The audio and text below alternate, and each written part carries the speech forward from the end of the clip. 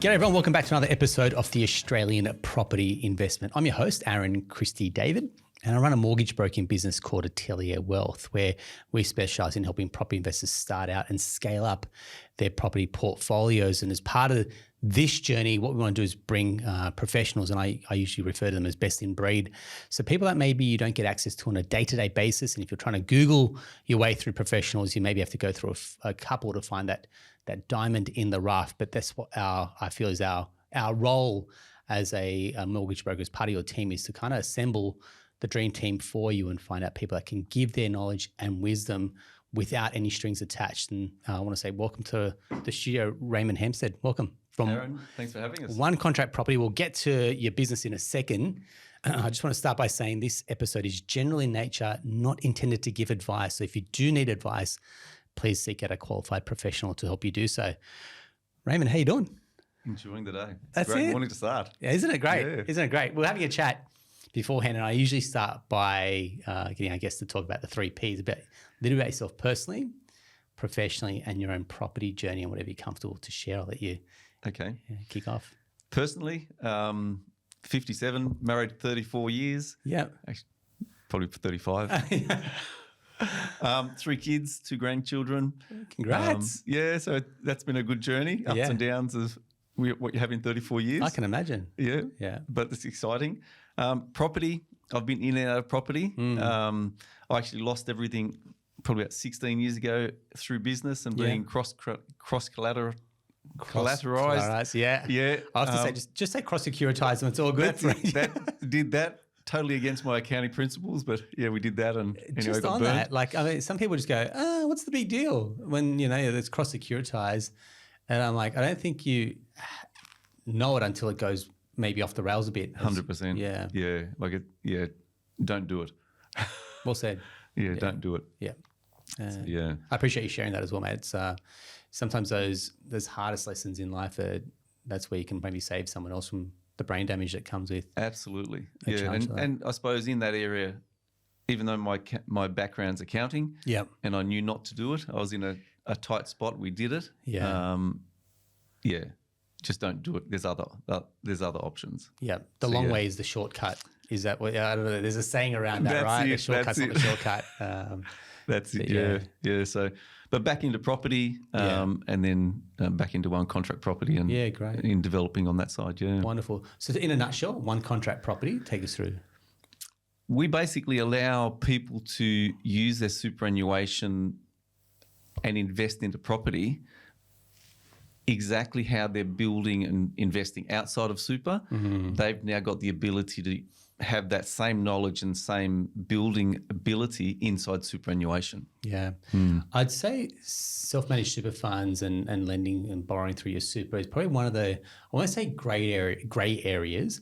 I'd say it's probably the most misunderstood area. I mean, everyone knows first-home buyers, for example, refinances, investors, they're a little bit more straightforward in the sense that most banks will offer those type of loans, for example. But when it comes to doing things inside your super, one, it's probably, say, a little bit more time consuming because you've got to go through the process of getting it set up, meet with a financial planner, engage your accountant, for example, and then find a broker, because generally if you go direct to your bank, it's not a simple over-the-counter type lending product, right? So I guess my first question here is, when you're talking to some clients, what are some of those misconceptions that come up with buying and lending through their SMSF? Well, most of our business is B2B, so we're actually facilitating builders, accountants, financial planners, etc. But all the banks, the actual tier 1 banks, don't lend to self-managed super funds anymore. Yeah. So you're dealing with tier 2 banks out there. Yeah, correct. So you need to be dealing with a broker that understands and is comfortable with self-managed super funds. Yeah. Which not all brokers are. And I'll be giving an example. I personally do not do it, and that's why I guess we niche in our business. So again, this is not about us, it's just more an experience share. Bernadette, my wife, handles all the SMSF lending, and just hearing what Bernie goes through, I'm like, this is a specialist skill set. And I know, having been around a number of brokers, there are some high-performing brokers, some big names in our industry that do not do SMSF lending. They just got too much work or not my area of expertise, and so it becomes quite a niched or specialist skill set as well, doesn't it? It is, yeah. And getting the financial advice to be able to play in the self-managed super fund space, that's unique in itself, because a lot of financial planners can't actually talk about property. Yes. So finding that financial planner or financial group that can. But I talk about it. They can talk about property, but they can also, you need a financial planner that can talk about shares as well, so they can talk about the whole gamut. So you're not just being pigeonholed into property or into shares. You need to be able to get the right advice across that advice spectrum. Well said.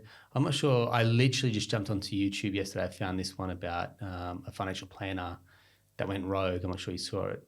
No. Shaw and Partners. I'm certainly not making any allegations here. It's just more. And he was pitching shares, for example, that were going to list on a foreign stock exchange. Yeah. Got clients to invest. I'm talking millions of dollars, and that's a highly recognized national brand as one of their highest performing financial planners. And it just talks. So I guess where I was going with that, when I was letting it digest over the last 24 hours, picking the dream team, that's a big sometimes it can be a big risk, can't it? Because you pick the wrong advisor, you pick the wrong broker, and they can put you on a certain pathway that maybe takes you further away from your goals compared to bringing you closer as well. So sometimes that becomes its biggest obstacle, which is, how do I get the right team around me that have my vested interests that can get me closer to my goals as well? But see, you mentioned goals there. That should be the start of any discussion that you're having with any of your advisors. They should be asking you, what are your goals? Yeah. But a lot of people, I find, they have goals, but they don't have them written down. Nice. All right. You need to have your goals written down 5, 10, 20, 30 years out. Yes. So when you're sitting down with your advisors, your mortgage broker, your financial planner, your accountant, you can say, this is where I want to be. Yeah. Now, how do I get there? What tax structures do I use? What investment structures do I use? What lending do I, how do I get to there? Yeah. And then take that advice accordingly. So, yeah. It's funny you talk about goals, because I feel like that is probably one of the most underrated parts when we are talking to clients. For example, buying the investment property, that's a mechanism, that's pulling the trigger. But what do you want as a portfolio? Like, how big do you want to get this, for example? And I think sometimes we have bigger dreams or aspirations than people can see for themselves, and maybe that comes out. And I were literally just chatting before we jumped on around the power of self-development, and it comes up consistently when I'm talking to property professionals that have achieved a great amount of success in their portfolio, but then also in business and then also in life, which is the amount they think that investing in property is where they're getting their greatest return, but the greatest return on their investment is their self-development, or the emphasis or the commitment they make to investing in themselves. And that's something you take pretty seriously as well. Yeah, I do. Like, our whole team is part of the Grant Cardone University. Yeah. We have KPIs in the team, and everybody has to do a certain number of 3 units a day in their own time. Yeah. Of self-development and personal development. The company's growing. The only way we do that is, the only way the company grows is for us as individuals to grow as well. Well said. Yeah, well said. I mean, that's, I'd take away Grant Cardone, because you could place it with anyone, like a Tony Robbins. Absolutely. You could place that with like one of the Harvard online type modules, for example. So I don't get attached to the person, but it's just more so the idea or the concept behind it, going, we need to carve out time on a daily basis to invest in ourselves, not technically, but more personally. That's going to give us that greatest uplift as well. It's like that iron sharpens iron, and you have that inside your business. It's clients, again, they're the beneficiaries of that, right? Whereas you get other people that maybe are asleep at the wheel, or their business is lagging, that's gonna reflect in like the client's results, as opposed to, hey man, if we show up, we keep doing something like this, we keep valuing education, we keep valuing being the best version of ourselves, it's gonna show up in our portfolio. And it will. You read Atomic Habits, for example, and you read like the 1% each day and what that does, compound growth over a year, versus if you just kind of, the greatest example would be diet, and you go, well, just one chocolate bar, one Tim Tam, one Kit Kat, one McDonald's on a weekend. You don't one bad meal is not going to make you fat, but compound over a year, and you go, the bad decisions kind of compound to become, you're really off track now, as opposed to if you just do the small things, like you get up early, read a little bit. If you get up early, spend some time watching videos on investing in property or listening to that podcast, for example, you're gonna pick up 100% nuggets. And that's the whole part. Doing a little bit every day. Yeah. It's like some people do it, and we've had some staff. They'll do a whole lot of training on the weekend and nothing during the week. And it's like no. If you do a bit of exercise, if you do 15 minutes of exercise every day compared to 2 hours on a Sunday, you're going to have much better results long term. 15 minutes a day in your health and. Health-wise, mentally, same thing. Totally. I love it. So going back a little bit, I guess this almost feeds into it. When someone says no, it's almost someone's tenacity to go, well, I want to find a way. So commonly and we'll get clients that come to us, a bank said no or a broker said no. We're like, all right, give it to us. Let's try to turn that no into a yes, obviously very compliantly, but maybe not every stone was turned over, or maybe it's a different lender that you didn't consider, or maybe it's a policy you didn't consider. So how often are you seeing, I guess, no's become yeses off the back of what you guys are doing?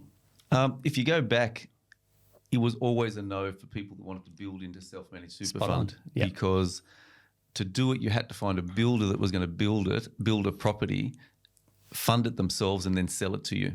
So we started our business from a no and literally found out, okay, it's a no. How do we turn that into a yes? And that was the whole development of One Contract Property, being able to allow investors to say yes in anything that they chose. Yeah, okay. So we're finding more and more brokers, accountants, builders that are having people come to them and they're saying no. And even we had one last week where a builder had said no, then he heard about our solution, called us, and he's now turned his no into 4 yeses for 4 of his clients that he's now building for. How good is that? I guess that's a mindset thing, right? Where you go, hey, look, I don't think the no is necessarily a hard no unless you've exhausted all those options, and how would you until you get to a yes? And changes in legislation, that's got to obviously become part of, I guess, super, and what happens and what you can do inside your super is, I guess, constantly under review. So what are some of the legislation changes that have impacted or changed for your business? The legislation as it stands I believe is robust and good in the sense that it won't allow you to build a 2-part contract inside your super fund if you're using debt. So you can't buy a block of land and then you can't enter a build contract. So you still have to have a single part contract. You still have to buy a single acquirable asset. Yeah. And that's really important because it does protect the superannuation long term, because until the house is built, you really haven't got an asset. You've really got 50,000 pieces. So having a single part contract where they've got a deposit and it's being funded by an external party, now that's really good. So the legislation's great the way it is, just because now more and more people are becoming aware of One Contract Property, what we can do. We literally turn a 2-part contract into a single part, as long as there's a block of dirt, and we'll do that. So that the legislation hasn't changed, just the way we put it all together has changed. Okay, great. Is that? I guess that's why maybe some SMSF investors have maybe veered towards apartments, for example, because or newer. If it's going for something newer, that's probably been a choice because I haven't really known about this type of option as well. Yeah, and up until now, it's really been apartments have been single part contracts. Yeah, because the developers issue that way. Yeah. Some townhouses and some small selection of houses. Okay, but it's really been where the builder has taken the risk and developed the property. And when you look at it, the builder's actually in business to make a profit, and they've chosen the best area in their opinion. If they build something in that area, that's going to give them the best return, not necessarily the investor. Yeah, okay. So the way we've turned that around on its head is that where do you and your advisors see is the best area? Yeah. And, okay, let's build in that area. Nice. And so what we do, we give you the ability to have that choice rather than being forced down a path where the builder says it's the best area. Yeah, okay. Yeah, nice. I like the way you reframe that as well. So I guess there's that, we'll go back to that mindset, it can't be done. Have you got examples? I don't know, we spoke a little while ago about a team member of yours that kind of changed that no into a yes, and take me through how did that happen? And I think that's a good case study to to go through. Which one was that? There's a few. You mentioned one of your team members. She came to you and said, "Look, that she was told it can't be done," and you guys have been able to. I'll actually give you one. We haven't spoken about this one. Yep. It actually came up yesterday. We've got 2 BDMs that are in training. They've started with this week. Yeah. And there was a builder. He's got 9 blocks of land, and he was looking at how we can actually move those into single part contracts. Yeah. And he was told it couldn't be done. Again, he got directed across to us, and we've actually now purchased that whole block of land, right? And we're subdividing it inside someone's super fund, and that super fund is now going to end up with 9 individual blocks of land in their super fund. Nice one. Yeah. So instead of having to buy 9 separate blocks, they're now, through one contract property, they're acquiring 1 block, turning it into 9. Yeah. And then they'll build 4 of them, and then sell the other 5, and then keep all that inside their super fund. So that was a real big change around for the developer that was in a bit of a dilemma with the interest rate rises that have just happened or been happening. Correct. And found themselves in a bit of a pickle to be able to fund it. And we turned that in literally a no into a yes, where they just changed direction totally. Yeah. Okay. I mean, that's for whoever's bought that. That's, I often speak about intergenerational wealth. That has got to be some type of 100%. intergenerational wealth play where you're buying 9 potential blocks, sell off. What'd you say? Sell off 5 or 4? Yeah. Keep the rest. You're like, geez, mate, that's a strong asset play. Yeah. Right there as well. But I suppose the intergenerational wealth is, I suppose we talk about this a lot in the office, because whenever you're buying property, you're looking at short, medium and long-term purchasing. And what hasn't been able to be talked about, in my opinion, properly is the long-term hold and being able to be using self-managed super fund. Now, I see this as the best vehicle to actually have long-term asset holds, because you're at a 15% tax rate during the hold period. And so we actually did this analysis yesterday on a NDIS property. Yeah. 50,000 net income after expenses and after loan repayments. If you're buying that and have that additional income outside of super in your personal name at 47%, and you compare that to inside super at 15%, and you hold that for 26 years, like there's over $500,000 worth of tax savings just inside super for that one investment. So just in that one investment, that can change a generational wealth from what you're living on in retirement, but also what you're passing on to your children or your grandchildren. Yeah, that's right, isn't it? Yeah. So it's never what you earn; it's how much you keep, and it's getting the right advice to be able to structure it correctly to be able to keep the most. Yeah. Well said. It's like in business, right? Like it's not what you earn, so the whole revenue thing, it's what you kind of keep, which is the profit. Absolutely. That keeps you going in business as well. So it's great analogy. Reflecting back, what do you think, maybe a couple of examples here, some of the best purchases that you've seen when you've gone on, I guess, over time, you're like, geez, that was a really good purchase and it's done incredibly well. What's some examples that you've seen? Two that I like. I like NDIS property that we've purchased. For what reason do you think? Right? One, it makes some really good money. Yeah. All right. But like I call it a karma investment, because not only is it making good money, it's like 9.5%, 10% return.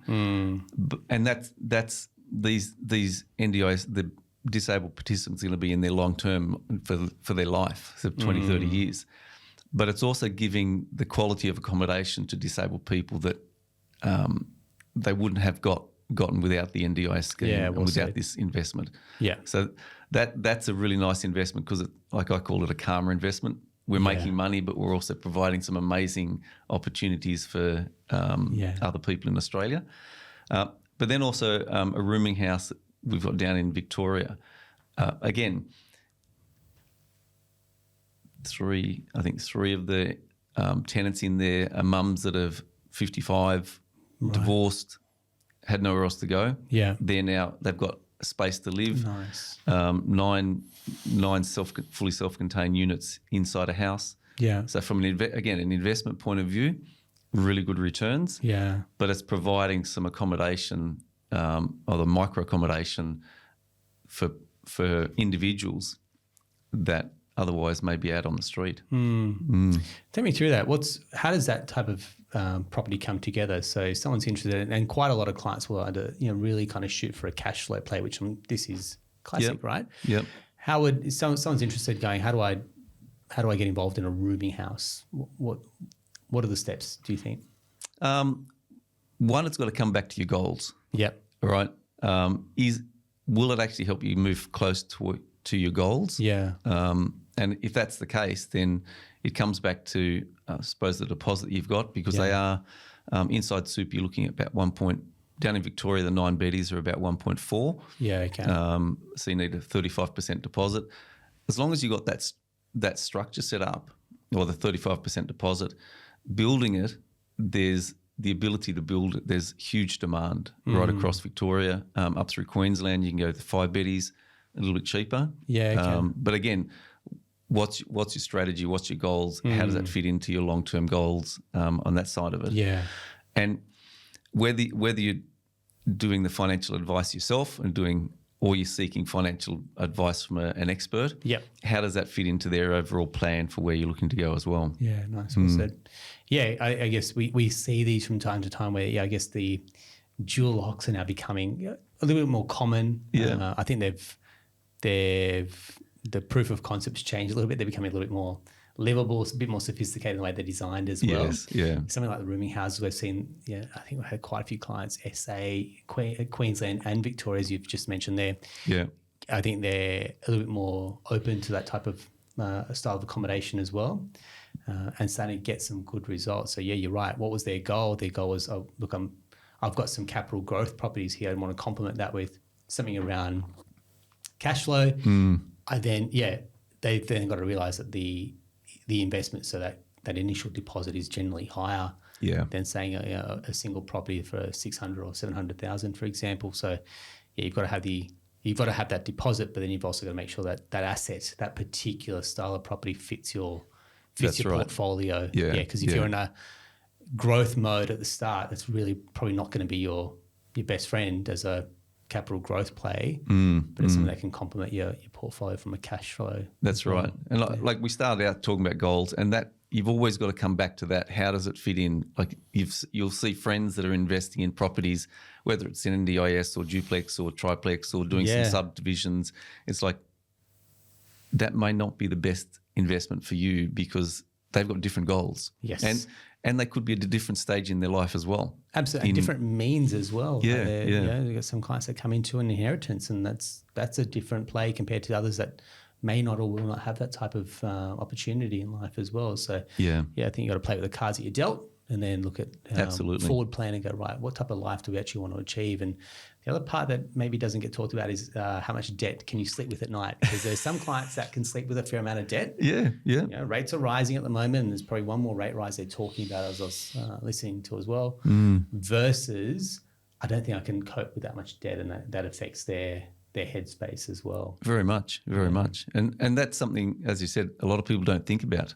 Someone said to me about 2 weeks ago, how do you handle the level of debt that you've got in the business? And for me, it's just a normal course of business. Yeah. But for the person that I was speaking to, for him, it would be very scary. Correct. Because different visions, different position in life. Well said.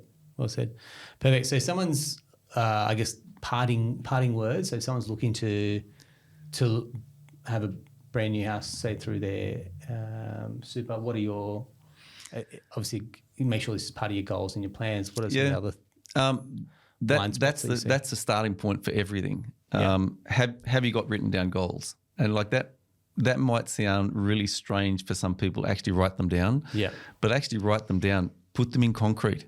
Love it.